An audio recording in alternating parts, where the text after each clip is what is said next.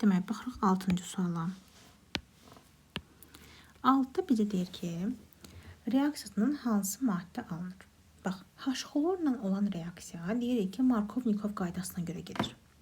Markovnikovda deyirdik ki, hidrogeni çox olana, xlor atomu isə hidrogeni az olana gəlir.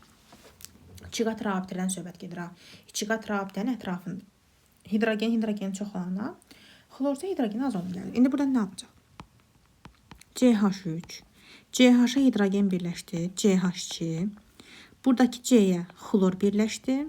Aşağısında olsa özünün CH3 var idi. Bir dənə də bu tərəfdən CH3 birləşdi. Deməli, doğru cavabımız olacaq B variantı. 7-dən normal şəraitdə sıxlığı 2,5 olan alkenin 112 qramı neçə litr H-xlorla reaksiyaya girir? Deməli, sıxlığımız 2,5-dir. Alkenin 112 qramı neçə litr H-xlorla reaksiyaya daxil olur? İndi baxaq. Deməli, alkenin kütləsi, yəni CnH2n formuluna malik alkenin kütləsi bilirsən ki, 14N-dən hesablanır. 14N bərabərdir 112. Burada N-i tapsaq, N bizdə neçə olar? Deməli, məncə 8 mi olur? Məncə 8 olmalıdır. N8, yəni C8H16-dan söhbət gedir. İndi bizə deyir ki, alkenin 112 qramı. İndi əsas məsələ burada nədir? Bax, sıxlığını 2,5 vermişdi. Həcmimiz həmişə 22,4-ə bərabərdir. Düzdürmü? Hələ ki, bu C8-i silək buradan. Həcmimiz 22,4-dür. Çünki bütün qazların həcmi 22,4 litrdir. M bərabərdir, rho vurulsun V. Çünki rho bərabərdir, M böl V düsturu deyildimi? Burada da rho bərabərdir, daha doğrusu M bərabərdir, rho vurulsun V-yə. Yəni 22,4-ü vuracaqsan 2,5-ə, bunu tapacaqsan 56 qram. Deməli, alkenin normalda 1 molu 56 qramdır. Sənə amma vermişdi 112. Bəs 112 qramı neçə mol olar? Bura bir x desən, burada x tapacaqsan 2 mol. Deməli, söhbət 2 mol alkenindən gedir. Sənin əlində 2 mol alken var. Deyir ki, neçə litr H-xlorla reaksiyaya daxil olar? Sən də bilirsən ki, normalda alkenlər tərkibində bir dənə pi rabitə var deyə 1 molu elə 1 mol H-xlorla və yaxud da su ilə halogenlə reaksiyaya girir. 2 molu da Y desən, burada Y tapacaqsan elə 2 mol, yəni 44,8 litr H-xlor. Yəni qısaca 44,8 litr H-xlorla reaksiya daxil olacaq. Heç birinci hissəsi o qədər də lazım deyildi bu hissəsi. Keçək. 12. Hansı maddənin sinklə qarşılığı təsirindən doymamış karbohidrogen alınır? Doymamış karbohidrogen də bizdə hansı idi? Demişdik ki, karbohidrogenləri bölmüşdük 2 yerə. Doymuş, doymamış. Doymuşlar bizdə alkanlar idi. Doymamışlar isə alkendən başlayır. Yəni tərkibində pi rabitə olanlar idi. İndi burada deyək ki, hansının sinklə reaksiyasından doymamış karbohidrogen alınır. Yəni alkendən söhbət gedir. Bizə danışmışdıq dərsdə ki, dihalogenli alkanların üzərinə sinklə gələndə sink bromları götürürdü və bromların çıxdığı yerə 2 qat rabitə birləşirdi. Yəni doğru cavab olur B variantı. Şərtimiz nə idi? Şərtimiz o idi ki, halogen atomları qonşu karbon atomlarında olsun. Sonra 20-ci sual. Alkende karbon atomunun sayını en üstə gəl 1. Normalda CnH2-dir. Yəni hidrogen atomu karbondan 2 dəfə çoxdur. Əgər karbonun en üstə gəl 1-dirsə, sən en üstə gəl 1-i 2-yə vuracaqsan ki, hidrogen atomunun sayını tapasan. Yəni 2 en üstə gəl 2. Daha sonra 24. Propenin polimerləşməsindən hansı maddə alınır? Bax, propen sən bilirsən ki, C3H6-dır. Belə bir şey öyrədim sənə. C3H6-dan polimerləşən zaman yenə də 3 dənə karbonu olan bir maddə alınacaq. Yəni bundan 4 dənə karbonu, 2 dənə karbonu olan maddə alına bilməz. 3 dənə reaksiyaya girirsə, 3 dənə də karbon alınacaq. Qaldıq B ilə Y variantı arasında. Sən də bilirsən ki, alkenlərdə pi rabitə olduğu üçün alkenlər polimerləşmə reaksiyasına daxil olur və polimerlər əmələ gətirir. Propenin də polimerləşməsindən polipropilen alınırdı. Polipropilenin də formulu Y variantıdır. Bunu yadında saxlayırsan. Mütləq şəkildə. Çünki inşallah üzvü kimyanın son mövzusu polimerlərdə bunu təzdən keçəcək. 33. Propan və etilendən ibarət 6,72 litr qaz qarışığının brom ilə birləşmə reaksiyasına propanın formulunu yazırıq. C3H8, etilenin formulu C2H4. Deməli 6,72 litr qaz qarışığıdır. 6,72 litr qaz qarışığıdır. Bromla birləşmə. İndi gəl hər ikisini bromla birləşmə reaksiyasına salaq. Sən bilirsən ki, onsuz birinci reaksiya getmir. Çünki alkanların tərkibində pi rabiti olmadığı üçün bromla birləşə bilmirlər. Bromla sadəcə əvəz oluna bilirlər. Amma alkenlər tərkibində pi rabiti olduğuna görə bromla birləşmə reaksiyasına daxil olurlar. Və biz demişdik ki, 1 mol alken həmişə 1 mol bromla reaksiyaya daxil olur. 1 mol bromun da kütləsi nəyə bərabərdir? 160-a. Bir dənə brom atomunun kütləsi 80-dir. Brom 2-nin də kütləsi 160-dır. Ümumiyyətlə, biz belə bir şey öyrənirik üzv maddələrdə. Maddənin tərkibində nə qədər pi rabitə varsa, özünə o qədər halogen atomu birləşdirə bilir. Deməli, normalda 160 qram brom birləşdirir. Bizə deyir ki, 16 qram brom birləşdirir. İndi C2H4 normalda 22,4 litrdir. Litrdən verir deyə litrdən gedir. 22,4 litri 160 qram brom birləşdirir. Bəs neçə litr 16 qram brom birləşdirir? Burada x tapacaqsan 2,24 litr. Deməli, sən tapırsan ki, 6,72-nin 2,24-ü C2H4-ün payına düşürsə, onda 6,72-dən 2,24 çıxarsan, qalar 4,48, 4,48 də C3H8-in payına düşür. Bu tip suallarda həmişə maddələrin biri reaksiyaya girir, biri reaksiyaya girmir. 38. Hansı karbohidrogen H-xlor ilə 2 metil 2 xlor pentan əmələ gətirir? İndi baxırıq. 2 metil 2 xlor pentanın quruluşunu yazıram sənə. Pentandan söhbət gedirsə, əsas zəncirdə 5 dənə karbon var. 2-yə həm metil qrupu birləşib, həm də xlor birləşib. Hidrogenlərini yazmadım. İndi belə danışaq. Burada neçə dənə karbon atom var? 5, 6 dənə karbon var. 6 dənə karbon varsa, deməli, 6 dənə karbon olan maddənin üzərinə H-xlor gəlmiş həmçin bu maddə alınıb. Yəni, sən avtomatik B-ni çıxmalısın. Çünki belə 5 dənə karbon var. Sonra, D variantında fikir ver, 7 dənə karbon var. D-ni də çıxdın. Y variantında fikir ver, 7 dənə karbon var. Y-ni də çıxdın. Qaldın A ilə C variantı arasında. Baxan kimdə görünür ki, cavab C variantı. Niyə görə? Çünki alkenlərin üzərinə H-xlor gələndə alkan alınır. Pentan alkandır. A variantındakı maddə 3 qat rabitəsi olan alkindir. Alkinlərin üzərinə 1 mol H-xlor gələndə başqa maddə alınır. Alken alınır. Səndən əgər pentan alınıbsa, deməli bu alken imiş. Alkenin üzərinə H-xlor gəlmişəm, alkan alınıb. O karbon atomlarını sayını çıxdaş eləmək sənə çox kömək olacaq. Onu yaddan çıxartmırsan. 45-ci suala baxırıq. 45-ci sualda katalizatorun iştirakında gedir. Katalizatorun iştirakında gedən hidrogenlə reaksiyadır. Yəni, alkenlərin hidrogenləşmə reaksiyası katalizatorun iştirakında baş verir. Bunu harasa bir yerə qeyd kimi qeyd edə bilərsən. Daha sonra, alkenlərin izomerlərinin sayının onların molyar kütləsindən asılı qrafikini göstərin. İzomerlərin sayı. Bunu məntiqi cəhətdən baxırsan. Biri var, deyirəm, C2H4. Bir də var, deyirəm, C10H22. Səncə hansının daha çox qonşusu olar? Əlbəttə, C10H22-nin. 2 dənə karbon olanın nə izomer olacaq ki, nə oxşar olacaq ki. Amma karbonun sayı artdıqca, mən bu maddəni müxtəlif ölçülərdə yaza bilirəm. Müxtəlif cür yaza bilirəm. Deməli, izomerlərinin sayı da artır. Yəni, düz mütənasib asılıdır. 50-ci sual. Birləşmənin cis və trans izomerli olması üçün X və Y hansı radikal olmalıdır? Aha, baxaq. Deməli, cis və trans izomer. Cis-trans izomer olması üçün karbona 4 tərəfdən də fərqli radikallar birləşməlidir. İndi baxırıq. X-in yerinə birincidə CH3 yazıram, Y-in də yerinə CH3 yazıram. Bax, 2 qat rabitənin ətrafındakı karbona fərqli radikallar birləşməlidir. Buradan CH3 birləşib, buradan xlor birləşib. Buradan da yenə CH3 birləşib, buradan xlor birləşib. Fərqli atomlardırmı? Bəli. Bir dənə karbona baxırıq, bir karbona. Hərəsi ayrı-ayrı cis-trans izomerdir. Deməli, bu ifadə doğrudur. İkincidə yenə eyni şey. İkincidə yenə bura C2H5 qoyaram, bura CH3 qoyaram. X ilə Y-ə xlor atomu qoysam, X-a və yaxud da Y-ə. Xlor qoysam, uca fikir ver, yuxarıda xlor birləşib, aşağıda xlor birləşib. Bunlar ikisi eyni ola bilməzlər. Fərqli olduğu təqdirdə sistran sistemli əmələ gətirə bilər. Deməli, hər üç variant doğrudur. Çünki X ilə Y bir-birindən əlaqəsi olmayan yerdədir. Əgər X ilə Y burada Y olsaydı, o başqa məsələ idi. Uca X ilə Y fərqli atomlar olmalıydı.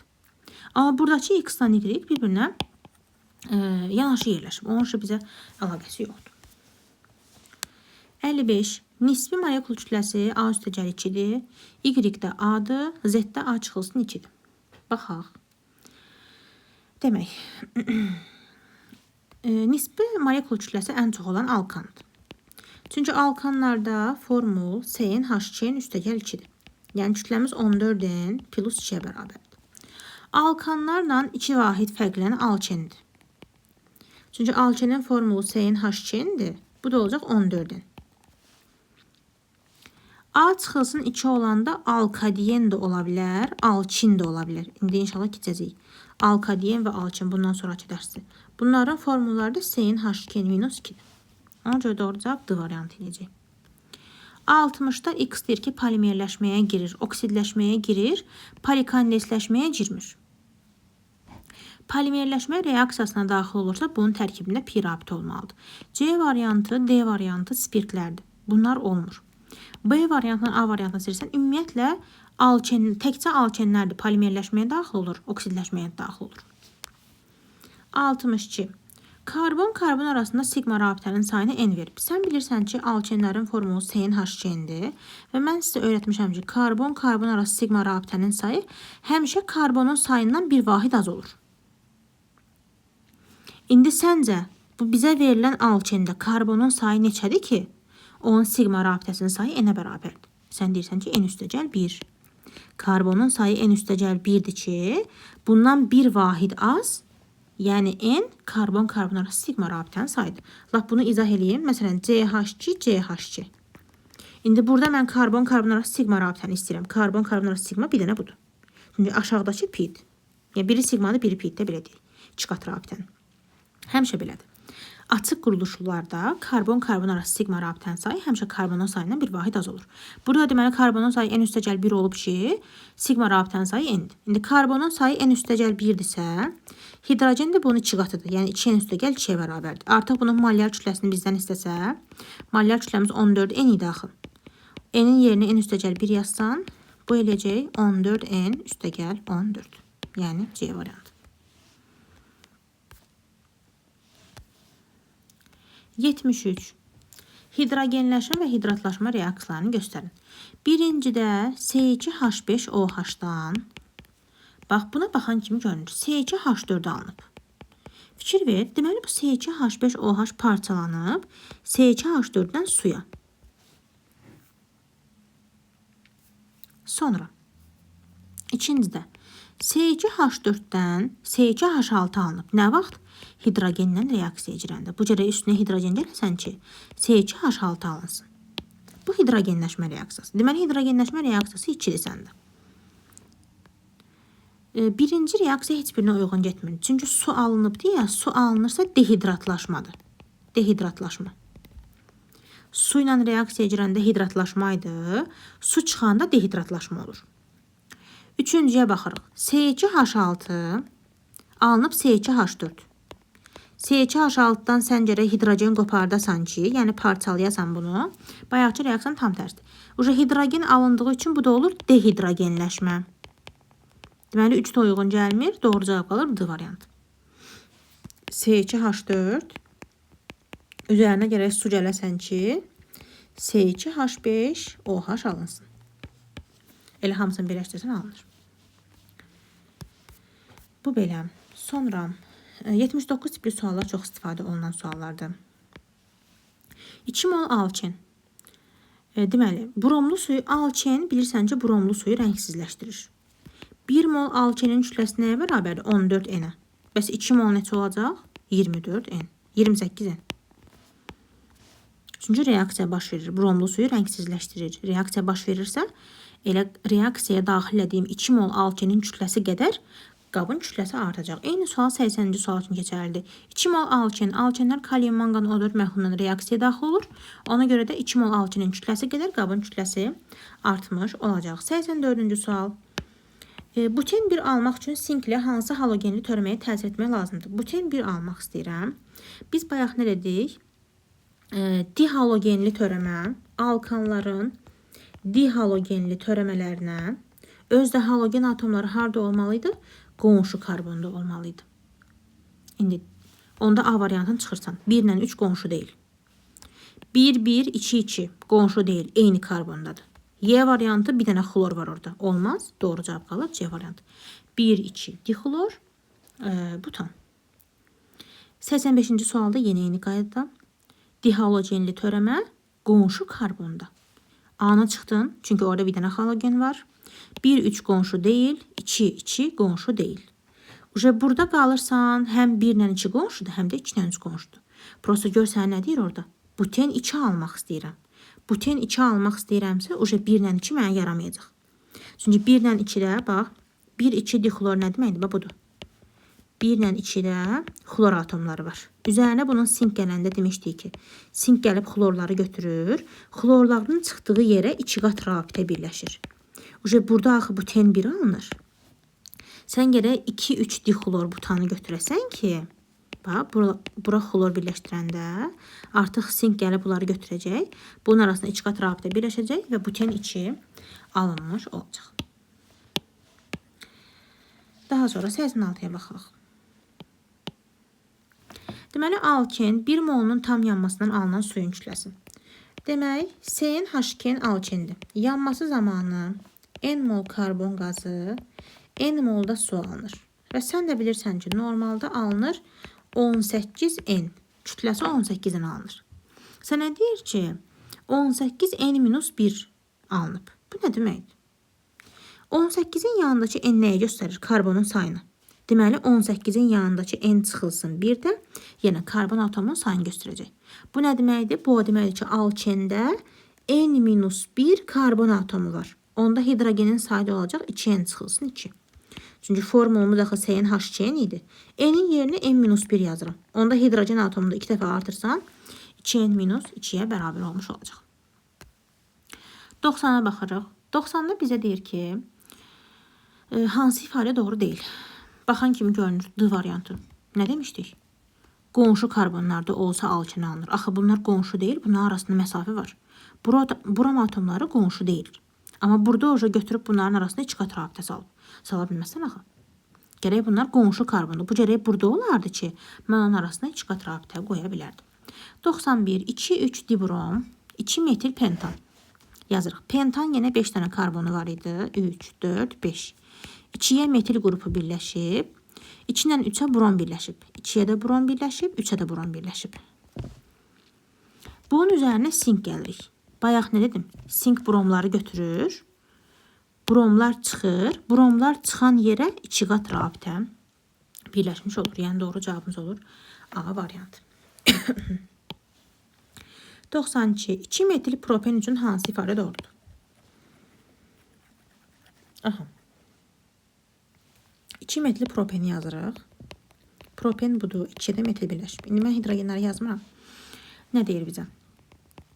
Burada istəyirsənsə yazaq. CH. Aha. Molekulunda 10 sigma bir pi rabitə var. Bir dənə pi rabitə var. Sigma rabitəni sayırıq. 1. Çünki bunun biri pi'dir axı. 2, 3. 3 dənə aradakı xəttlərdir. Əlavə hidrogenlərin sayını da gəlməsin. Hidrogenlərin sayı da orada səndə 8 eləyir. Burada 11 dənə sigma rabitə oldu.